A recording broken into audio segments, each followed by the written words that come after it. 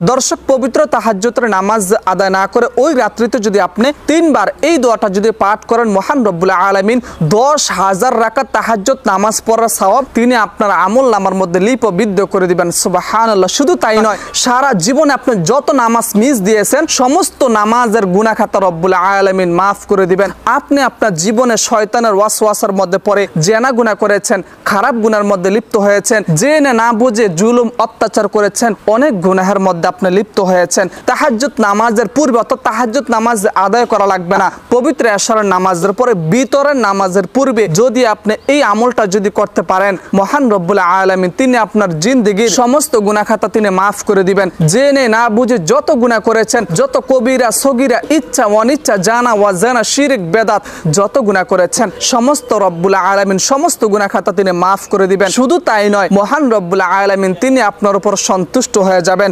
মহানবী সাল্লাল্লাহু আলাইহি ওয়াসাল্লাম বলেন, যে ব্যক্তির উপরে কিনা মহান রব্বুল আলামিন সন্তুষ্ট হয়ে যাবেন, ওই ব্যক্তি মৃত্যুবরণ করার পরে মহান রব্বুল আলামিন ওই ব্যক্তির উপর জান্নাতকে ওয়াজিব করে দিবেন। সুবহানাল্লাহ। দর্শক, অবশ্যই কোনো ভাবি আপনারা এই আমলটি মিস করবেন না। যারা তাহাজ্জুদ নামাজ পড়েন, তাহাজ্জুদ নামাজের পূর্বে যদি আপনারা এই আমল করেন, 80 বছরের সমস্ত গুনাহ খাতা মহান রব্বুল আলামিন মাফ করে দিবেন। দর্শক, মনে রাখতে হবে, একজন ব্যক্তি কি করছে জানেন? বুখারী শরীফের বর্ণনা, ওই ব্যক্তি 99টা খুন করছে।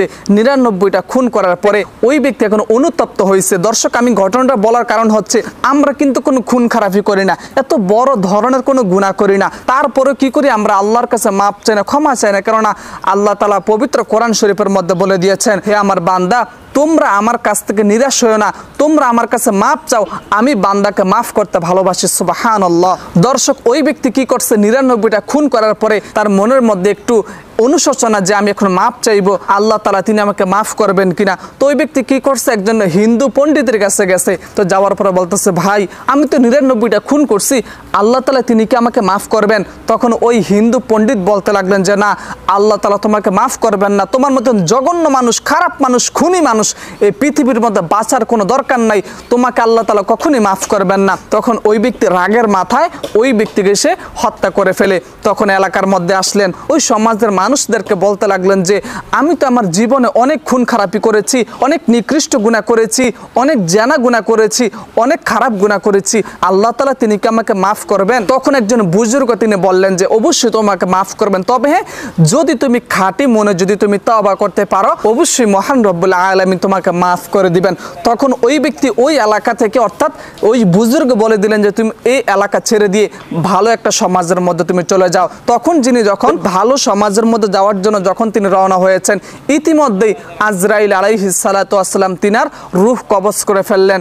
তখন তিনি ওইখানে মৃত্যুবরণ করলেন। তখন জান্নাত থেকে কিছু ফেরেশতা আসলেন এবং জাহান্নাম থেকে কিছু ফেরেশতা আসলেন তাকে নেওয়ার জন্য। তখন জান্নাতের ফেরেশতারা বলতেছেন, এই ব্যক্তি ভালো হওয়ার নিয়তে ভালো রাস্তার মধ্যে যাওয়ার জন্য সে অগ্রসর হয়েছে, এই জন্য আমরা তাকে জান্নাতের মধ্যে নিয়ে যাব। আর জাহান্নামের ফেরেশতারা বলতেছে যে না, এই মানুষটা দুনিয়ার মধ্যে অনেক খুন করেছে, খারাপ করেছে, নিকৃষ্ট কাজ করেছে, জঘন্য কাজ করেছে, আল্লাহ তাআলা হুকুম পালন করে নাই, তার মনে যা চাইছে এই ব্যক্তি তাই করেছে, এই জন্য আমরা তাকে জাহান্নামের মধ্যে তাকে নিয়ে যাব। তখন আল্লাহ তাআলার পক্ষ থেকে আদেশ আসলো যে না, তোমরা একটা কাজ করো। কাজটা হচ্ছে কি? ভালো রাস্তার মধ্যে তিনি বেশি অগ্রসর হয়ে গেছে, এই জন্য তাকে মহান রব্বুল আলামিন তিনার উপরে জান্নাতকে ওয়াজিব করে দিয়েছেন। এই জন্য আমি বলবো, যত বড় আপনি গুনাহ করেছেন অবশ্যই মহান রব্বুল আলামিন তিনি মাফ করবেন, কারণ তিনি হচ্ছেন দয়াময়, তিনি হচ্ছেন গফফার, তিনি হচ্ছেন সাত্তার।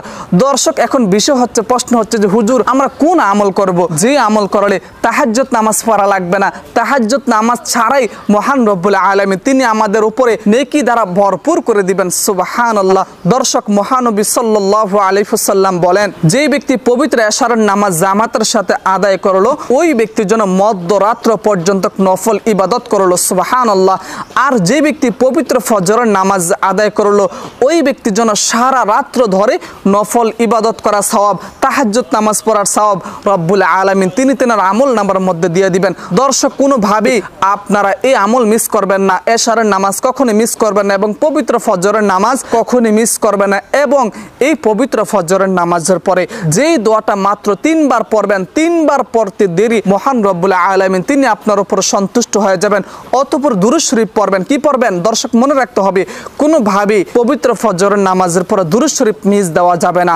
যেই ব্যক্তি কিনা দুরূদ শরীফ পড়বে, কাল কিয়ামতের ময়দানে মহান রব্বুল আলামিন ওই ব্যক্তির জন্য জাহান্নামের আগুনকে হারাম করে দিবেন। মুসা আলাইহিস সালাতু ওয়াস সালামের জবানের মধ্যে একজন মানুষ তিনি মৃত্যুবরণ করলেন। মৃত্যুবরণ করার পরে ওই সমাজের লোকজন ওই মানুষটাকে কি করলেন, আবর্জনা জায়গার মধ্যে তিনাকে ফেলে দিয়েছেন। তখন আল্লাহ তাআলা আদেশ করলেন যে হে মুসা, অমুক জায়গার মধ্যে যাও, আমার একজন বান্দাকে ওই সমাজের লোকজন তাকে ফালাইয়া দিছে, তুমি তাকে উঠে সুন্দর করে গোসল দাও, জানাজাত দাও, তারপরে তোমরা তাকে দাফন অর্থাৎ কবর দিয়ে দাও।